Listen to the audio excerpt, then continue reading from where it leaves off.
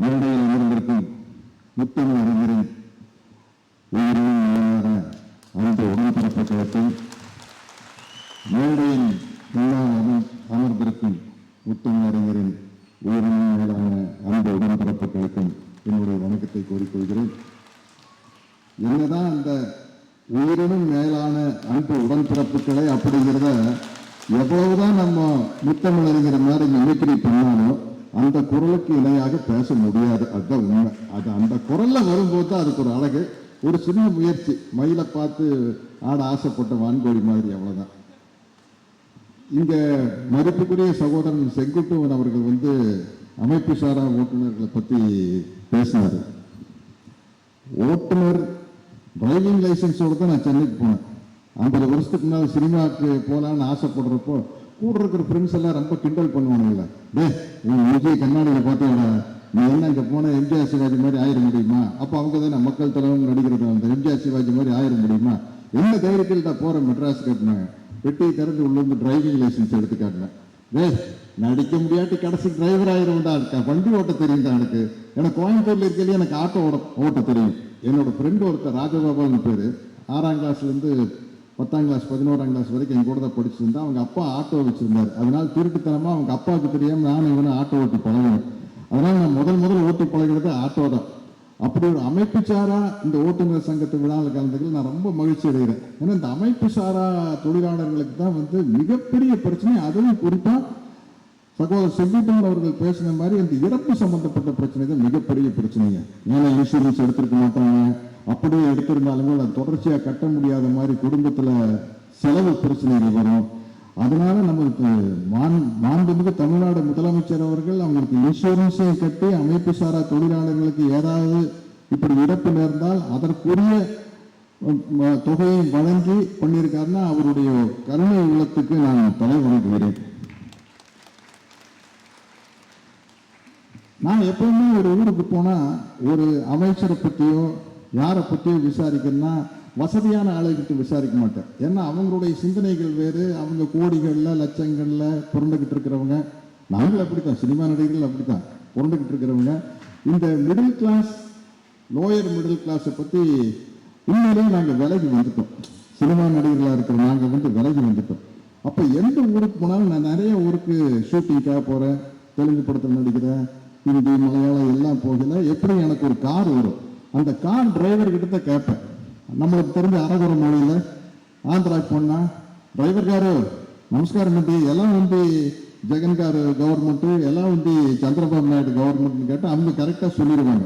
நல்லா இருக்குதா இல்லையான்னு பழையில போட்டு உடைச்சிருவாங்க. ஏன்னா உள்ளுக்குள்ளதான பேச்சு நடக்குது. அது மாதிரி நான் இப்போ கோயம்புத்தூர்லேருந்து வரையில திருச்சி டிரைவர் கிட்ட, அதே மாதிரி திருச்சியில் இருக்கிற ஒரு சாதாரண மக்கள் கிட்ட கேட்பேன், எப்படி நம்ம அமைச்சர் அன்பில் மகேஷுடைய செயல்பாடுகள் எப்படி இருக்குன்னா அத்தனை பேரும் தம்பி உங்க மோஸ்துரிக்கா சொல்ல ஓஹோன்னு சொல்லியிருக்காங்க. இப்படி ஒரு அமைச்சர் திருச்சி கொடுத்தது ரொம்ப பெருமைங்க, ரொம்ப மகிழ்ச்சி. அதே மாதிரி எஜுகேஷன் சம்பந்தப்பட்ட ஸ்கூல் வாத்தியார், காலேஜ் ப்ரொஃபஸர், எங்க சொந்தக்காரங்க திருச்சிக்கிட்ட எல்லாருக்கிட்டையும் கேட்டிருக்கோம். அமைச்சர் கல்வி அமைச்சருடைய செயல்பாடு எப்படி, அன்பில் மகேஷுடைய செயல்பாடு எப்படின்னா அவ்வளவு பேர் மிகச்சிறப்பாக சொல்லியிருக்காங்க. ரொம்ப மகிழ்ச்சியா இருக்குது. அவ்வளவு அதுல கரெக்ஷன்ஸ் இந்த சிலபஸ்ல பண்ணிட்டு இருக்கிறாங்க. நிச்சயமாக அன்பு தம்பி அன்பில் மகேஷ் அவர்களின் தலைவர் இந்த நீட் தேர்வு ரத்து செய்யப்படும் என்ற நம்பிக்கை எனக்கு ஆழமா இருக்கு. ஏன்னா அந்த இடத்துக்கு சென்ட்ரல் கவர்மெண்ட் வந்துடுவாங்க. இன்னைக்கு இருக்கிற நிலைமையில ஆட்சியில் இருக்கிறதே நம்ம தமிழ்நாடு முதலமைச்சர் தளபதி ஸ்டாலின் அவர்கள் சொல்வதையும் நம்ம கல்வி அமைச்சர் அன்பில் மகேஷ் சொல்லுறதையும் யார் பிரதமர் இருந்தாலும் கேட்டுட்டாங்க. அந்த பாரு இல்லைங்க அங்க சொல்ல வேண்டியதில்லை. ஏன்னா சந்திரபாபு நாயுடு நிதிஷ் எல்லாம் இருக்கிறாங்கல்ல, அங்க சொன்னது நமக்காக அவங்க சேர்த்துருவாங்க. அமைச்சர் அவர்கள் அன்பில் மகேஷ் அவர்கள் பேசும்போது நார்வேல் இருந்தார். இந்த பள்ளிகள் ரொம்ப சிறப்பாக செயல்படுறது நான் கேள்விப்பட்ட வரைக்கும் உலகத்திலேயே நார்வே நாட்டில் தான் ரொம்ப சிறப்பாக செயல்படுது. உலகத்திலேயே மிகவும் மகிழ்ச்சியான நாடு எதுன்னா அது நார்வே நாடு தான். அதில் ஒரு முக்கியமான பெருமை, நம்ம கருப்பு சட்டை போடுறோமோ வெள்ளை சட்டை போடுறோமோ எல்லாரும் பெரியாருடைய தொண்டர்கள் தான். கடவுள் இருக்கு இல்லைங்கிறது அது ஒரு தனி விஷயம். நமக்கு தேவை சுயமரியாதை, பகுத்தறிவு சிந்தனை, பெண் விடுதலை, இதற்கு தடையா இருக்கிற ஐட்டங்களை எல்லாம் நம்ம எதுக்கிறோம். அப்படி பார்த்தா உலகத்திலேயே மகிழ்ச்சியான நாடு நார்வே தான். அங்கதான் பெரும்பாலும் நாத்திகர்கள் இருக்கிறாங்க. ஏன்னா எந்த விதமான மூட நம்பிக்கையும் இல்லாத வாழ்வு ஒரு சுக வாழ்வு, சுயமரியாதை வாழ்வு சுக வாழ்வுன்னு சொல்றாங்கல்ல, அந்த மாதிரி அந்த வாழ்க்கை தான் ஒரு சுகமான வாழ்க்கை. அங்க போய் அந்த நார்வே நாட்டினுடைய சிஸ்டத்தை எல்லாம் பார்த்துட்டு வந்து நிச்சயமா அது அவருடைய வெளிநாட்டு பயணம் வந்து வேடிக்கை பார்க்க போன பயணம் இல்லை. தமிழ்நாட்டை எல்லோரும், தமிழ்நாட்டு கல்வித்துறை எல்லோரும் வேடிக்கை பார்க்க வைக்கும் அளவுக்கு ஒரு செயலை செய்வதற்காக அங்க அவர் போயிட்டு வந்திருக்காரு. நிச்சயமா அது நடக்கும். ஏன்னா அவ்வளவு பேர் மிகச்சிறப்பா அவரை பற்றி சொல்லிட்டு இருக்கிறாங்க. எப்பவுமே ஒரு மேடைக்கு போனா அந்த ஊரை பத்தி 4 வார்த்தை நல்லா சொன்ன எல்லாம் கைதட்டுவாங்க. நான் அதுக்காக சொல்ல, நான் எத்தனையோ கிட்டத்தட்ட 225 படம் நடிச்சிருக்கேன். அதுல 200 நாள் ஓடின ஒரே ஒரு படம் வந்து 2 படம் ஓடிச்சு. வால்டர் வெற்றிவேல் அமைதிப்படை. அதுல அமைதிப்படைக்கு விழா கொண்டாடல. நம்மால் பெரிய சோம்பேறி மனிதன். விழா 200 நாள் உள்ள படத்துக்கு கூட விழா கொண்டாட மாட்டார். எல்லாரும் கேட்டாங்க, ஏங்க அதை நேஷனல் அவார்டுக்கு அனுப்பிச்சிருந்தா உங்களுக்கு national award best actor award கிடைச்சிருக்குங்க அப்படின்னாங்க. நானும் எனக்கு சந்தேகம் வந்து மணிவண்ணன் கிட்ட கேட்டேன்.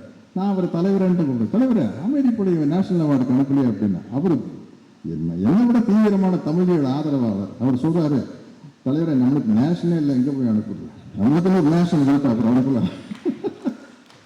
எதை குறிப்பிட்டு சொல்றாரு, தமிழ் இடத்தை குறிப்பிட்டு சொல்றாரு. அது மாதிரி வால்டர் வெற்றிவேல் படத்தினுடைய 200ஆவது விழா திருச்சியில் தான் நடக்குது, வேற எங்கேயுமே நடக்கல. அதனால இந்த திருச்சியில எனக்கு ஒரு தனி சந்தோஷம் உண்டு.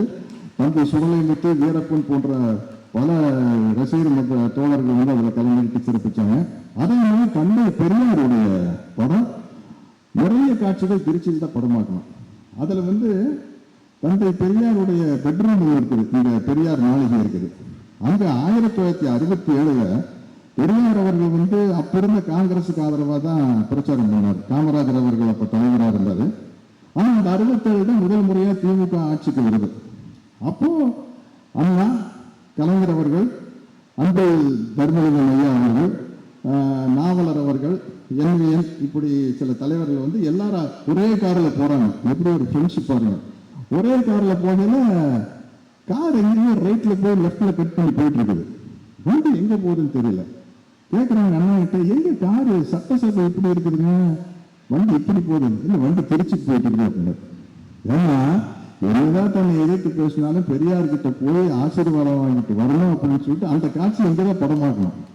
அதுல ஒரு தம்பி வந்து அண்ணாவை நடிச்சாரு, கலைஞரை நடிச்சாங்க, ஐயா அன்பு தர்மலிங்கம் அவர்களை நடிச்சாங்க, ஒருத்தர் ஏழையன் அவர்களை நடிச்சாங்க. அந்த காட்சி ஐயாவுடைய பெட்ரூமில் தான் படமாக்கப்பட்டது. அப்பப்போ நான் ஒரு தீவிர புரட்சி தலைவர் எம்ஜிஆர் ரசிகராக இருக்கிறதுனால எனக்கு நிறைய பழைய படங்கள் அனுப்புவாங்க. அப்போ நிறைய அன்பு தர்மலிங்கனார் ஐயா அவர்கள் வந்து மக்கள் திறத்துக்கு கொடுக்கிறது, கலைஞர்களுடைய ஒன்னா இருக்கிறது பார்த்தா, அவங்க பார்த்து சிரிச்சு பேசிட்டு இருக்கிற துணை மேல கை போட்டுருக்கிறத பார்த்தா ஏதோ காலேஜில் ஸ்கூல்ல படிக்கிற ஃப்ரெண்ட்ஸ் எல்லாம் எப்படி இருந்திருக்காங்களோ அப்படி இருக்கும். அந்த எப்போ போட்டோ வந்தாலும் நான் வந்து அமைச்சருக்கு அனுப்பி விட்டுருவேன். அவங்க தாத்தா புகைப்படம் வந்து அவ்வளோ படம் எனக்கு வந்துகிட்டே இருக்கும். எவ்வளவு பெரிய போராளியா இருந்திருக்க முடியுங்க. அவன் அன்பு தர்மலிங்கம் அவர்கள் அந்த காலத்துல எவ்வளவு அடக்குமுறை, ஒடுக்குமுறை, சினிமாலையும் கூட சின்னத்தை சொல்ல முடியாது. அன்பேபா படத்துல புரிய வானம் புரிய பூமின்னு பாட்டு இருக்கும். அதுல வந்து உதய சூரியனின் பார்வையிலேன்னு ஒரு வார்த்தை வரும். அதை சென்சார்ல கட் பண்ணி படத்துல புதிய சூரியனின் பார்வையிலேன்னு தான் வரும். நல்ல நல்ல பிள்ளைகளை நம்பின்னு ஒரு பாட்டுல மேடையில் முழங்க அறிஞர் அண்ணா போனா அது சென்சார்ல கட் பண்ணி மேடையில் முழங்க திருவிக்கா போன்னு வரும்.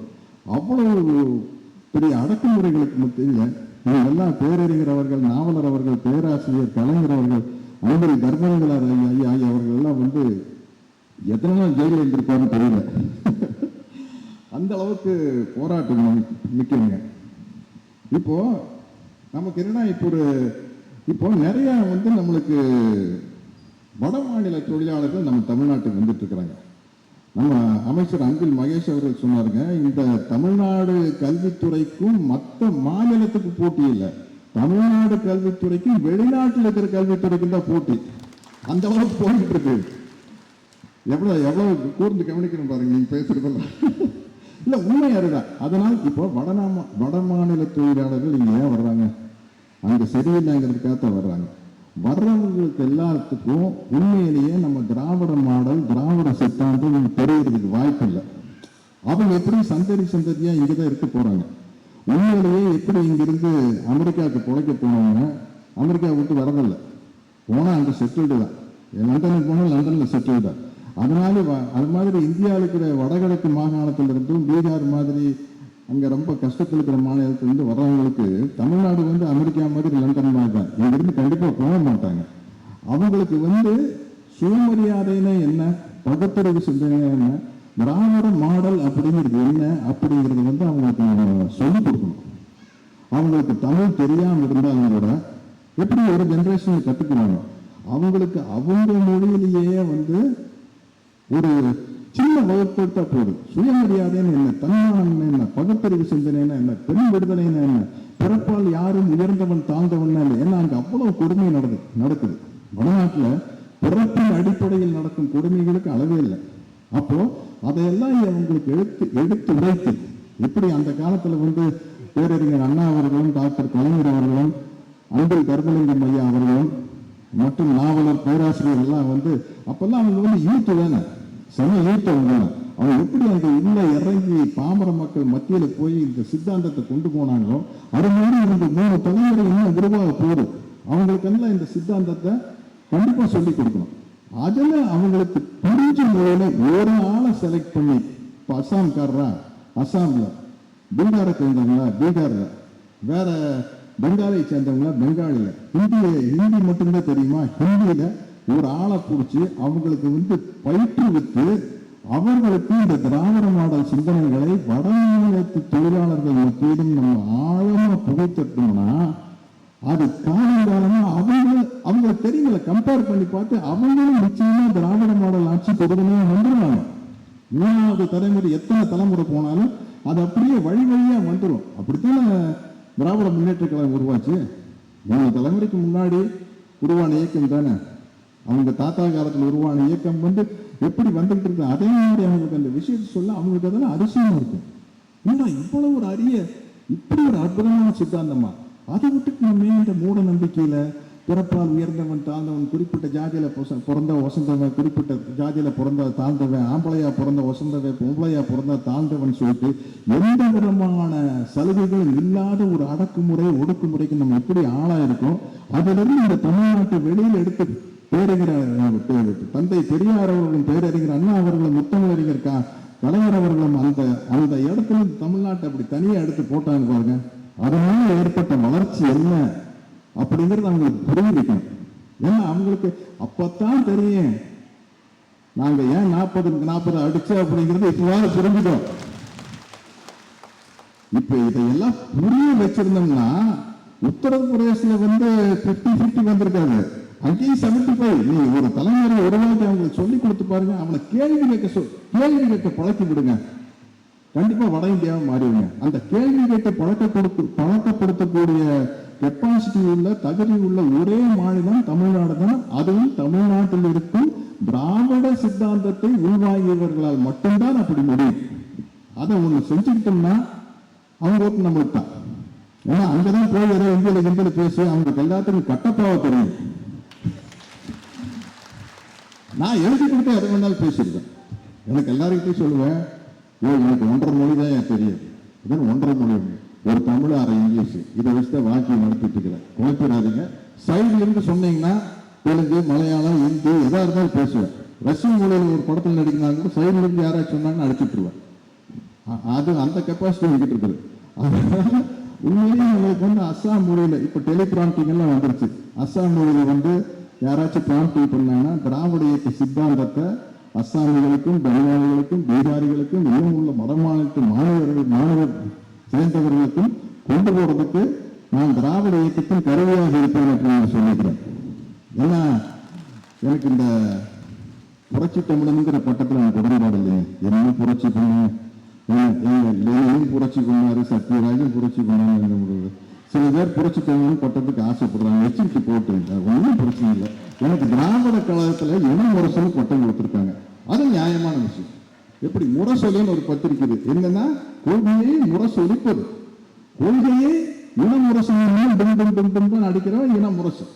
அது நியாயமான ஒரு டைட்டில். அதனால இந்த டைட்டில் 2 டைட்டில் எனக்கு இருக்குது. ஒன்று புரட்சி தமிழன் கொஞ்சம் எடுத்துட்டாங்க 50-50 பார்ட் 2 மாதிரி, இன்னைக்கு பதில் இரு அவ்வளோதான். இந்த அமாவாசை கூட வேற ஒரு பேரு போடுறீங்க. எப்போ பார்த்தாலும் ஒரு பெரிய தலைவரை கிண்டல் பண்றதுக்கு இந்த அமைதிப்படை அமாவாசையே போட்டு இன்னொரு 10-20 வருஷம் ஆகி போச்சுன்னா, நான் அமைதிப்படையில் நடிச்சவர் இவரு தான் அமாவாசைங்க, நான் எங்களுக்கு என்னமோ அவரு தான் அமாவாசை மாதிரி தெரியல. கைவசம் இருக்கிற 2 பட்டம் போயிடும் போகுது. பரவாயில்ல, பட்டம் வந்து மக்களா கொடுக்காத பட்டம். புரட்சி தலைவர் எம்ஜிஆர் ஒரு படத்துல டயலாக் பேசுவார், மக்களா கொடுக்காத பட்டம் நாமளா கேட்டு வாங்கினா அதுக்கு பேர் தம்பட்டம் அப்படின்பாரு. அது மாதிரி தம்பட்டம் நம்மளுக்கு வேலை, பட்டம் இருந்தா போதும். ஏன் சொல்றேன்னா, இன்னைக்கு நம்ம தமிழக முதலமைச்சர் தளபதி ஸ்டாலின் அவர்கள் இந்த சிற்றுண்டி போடுறாரு பாருங்க குழந்தைகளுக்கு, அது எவ்வளவு அருமையான விஷயம். மதியம் உறந்தது, சிற்றுண்டி இருக்குது, இதெல்லாம் எதுக்காக போடுறோம் அப்படின்னா, இன்னைக்கு அந்த சமநிலை மக்கள் மத்தியில வரணும் அப்படின்னா அதற்கு முதல் விஷயம் கல்வி. முதல் விஷயம் கல்வி, அதற்கு பிறகு வேலை வாய்ப்பு. அந்த முதல் விஷயமான கல்விக்கு ரொம்ப தேர்ந்தெடுத்து அழகா நம்ம அன்பில் மகேஷ் அவர்கள் அமைச்சராக போட்டிருக்காரு. அவர் நிச்சயமா நார்வே பயணம் வெற்றி உடையதாக இருக்கும்.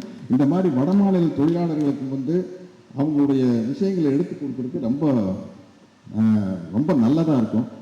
அதே மாதிரி சகோதரர் செங்குட்டவன் அவர்கள் பேசினார். எலிஸ்டன் வீக்லி, அவர் பேர் குஷ்வந்த் சிங் தானே? பாருங்க பிடிச்சிட்டேன். நீங்க பேசும்போது யோசிச்சு அந்த யார் இருந்தாலும் சிங்கல் ஒன்று பிடிச்சிட்டேன். குஷ்வந்த் சிங் வந்து மிகப்பெரிய அரசியல் சம்பந்தப்பட்ட ஒரு பத்திரிகையாளர். அவர் வந்து முத்தமிழறிஞர் கலைஞரை பத்தி இவ்வளவு சொல்லியிருக்காருன்னா, நான் வியந்து போற விஷயம் என்ன தெரியுங்களா? முத்தமிழறிஞரை பத்தி அவர் 14 வயசுல இந்திய எதிர்ப்பு போராட்டத்தில் கலந்துகிட்ட ஒரு ஆல்ராயர் போட்ட ஒரு பையன், ஒரு அரை ட்ரௌசர் போட்ட ஒரு 14 வயசு பையனுக்கு நம்ம இந்திய ஊர்வலம் போனா நம்ம ஒரு 30-40 வருஷம் கழிச்சு நம்ம சிஎம் ஆகும், முதலமைச்சர் வருவோம் அப்படிங்கிற கனவு துணி இருந்திருக்க வாய்ப்பு இல்லை, இருக்கவே இருக்காது. இந்த கொள்கைக்காக, இது நியாயமான கொள்கை, தந்தை பெரியார் காட்டுற மொழியும் பேரறிஞர் அண்ணா காட்டுற மொழியும் நியாயமான வழியும் தெரிஞ்சுட்டு ஒரு 14 வயசு பையன் ரோட்ல இறங்கி போராடுறான்னா எப்படி ஒரு போர்க்குணம் இருந்திருக்கணும்? பாண்டிச்சேரியில் அவருக்கு நடந்ததெல்லாம் வந்து இப்போ ஒரு முத்தமிழறிஞரை பத்தி ஒரு இது நடத்துறாங்க. அமைச்சர் சேகர் பாபா அவர்கள் காட்டினாரு. அவ்வளவு பிரமாதமா இருக்குது. அவ்வளவு பெரிய தியாகங்கள், அவ்வளவு பெரிய போராட்டங்கள் பண்ணி அந்த முத்தமிழ் அறிஞரை எனக்கும் தெரியுங்கிறத விட அவருக்கு என்ன தெரியும். சத்யராஜன் கூப்பிட மாட்டார், சத்தியம் தான் கூப்பிடுவாரு. எனக்கும் அவருக்கு இருக்கிற பழக்கத்தை சொன்னா ரொம்ப நேரம் பேசிட்டு போல. அவ்வளவு விஷயம் இருக்குது. பாலைவன ரோஜாக்கு, மண்ணின் மைந்தன் 2 படத்தில் நடிச்சேன். அவர் நடிச்ச ஜோக்குகள் வந்து அவ்வளவு காமெடியா நாங்கள் 2 பேசியிருக்கோம். யாராவது எழுந்திருந்து பார்த்தாங்கன்னா 2 விஷயம், எப்படி இவ்வளவு ஒரு தலைவர் வந்து ஒரு சாதாரண நடிகனோட உட்காந்து சரிக்கு சமமா ஜோக் அடிச்சுட்டு இருக்காரு, காமெடி பண்ணிட்டு இருக்காருன்னு தோணும். திரும்ப மேல கோபம் வரும். இவனாவது ஒரு பொறுப்பை அடக்க உடனே உட்கார மாட்டான், இவனும் அவர் கூட சேர்ந்துட்டு ஜோக் அடிச்சுட்டு சிரிக்கிறானுங்கிற அளவுக்கு அந்த காட்சி இருக்கு. நீங்க பாத்தீங்கன்னா அந்த அளவுக்கு வந்து ஒரு கிளாஸ்மேட் மாதிரி பழகிடுவாங்க. அதுதான் அவருடைய சிறப்பு.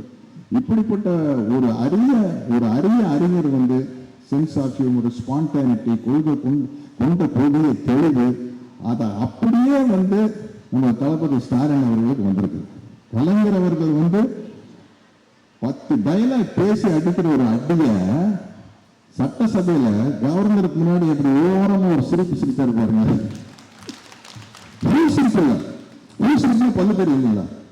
சும்மா மீசக்குள்ளேயே ஒரு சிரிப்பு, அப்படி ஒரு சிரிப்பு. அதுல வந்து நம்ம ஒரு 10 டயலாக் எழுதுற மாதிரி ஆயிப்போச்சு. அதுக்கு என்ன காரணம்னா, உள்ள வந்து அந்த சித்தாந்தம், அந்த ஐடியாலஜி தெளிவா இருக்கு. அதை வந்து தந்தை பேசிவிட்டார், மகன் அதை செயல்படுத்தி கொண்டிருக்கிறார். இப்படிப்பட்ட இளம் அமைச்சர்கள் அன்பில் மகேஷ் மாதிரி ஆட்கள் வந்து கூட உறுதுணையா இருக்கிறாங்க. அதுதான் வந்து இன்னைக்கு இந்தியா முழுக்க ஒரு சிறப்பான ஆட்சி நடக்கிறதுக்கு காரணம். அதுதான் இந்த மேடையில வந்து கலந்துக்கிறதுல வந்து எனக்கு தயக்கமே இல்லை. இது கட்சி மேடைன்னு நினைச்சாலும் சரி, கட்சி மேடை இல்லைன்னு நினைச்சாலும் சரி, இது வந்து பெரியாரின் மேடை, அண்ணாவின் மேடை, முத்தமிழறிஞர் கலைஞரின் மேடை, தளபதி ஸ்டாலின் மேடை, அந்த கொடியை இதயத்தில் ஏற்றுக்கொண்ட அன்பில் தர்மலிங்கம் அவர்களின் மேடை, அன்பில் பொய்யாமொழி அவர்களின் மேடை, அன்பில் மகேஷ் அவர்களின் மேடை. அவ்வளவுதான். இப்படிப்பட்ட எனக்கு ஒரு பெருமை எனக்கு ஏற்படுத்தி கொடுத்த தம்பி, ஏன்னா மாண்புமிகு அமைச்சர்னு சொல்றதை விட தம்பினா கொஞ்சம், அதுதான் திராவிட முன்னேற்ற கழகத்தினுடைய சிறப்பே அண்ணா தம்பிங்கிறது தானே. தம்பி அன்பில் மகேஷுக்கு என்னுடைய நெஞ்சார்ந்த நன்றியை கூறிக்கொண்டு விடைபெறுகிறேன். நன்றி, வணக்கம்.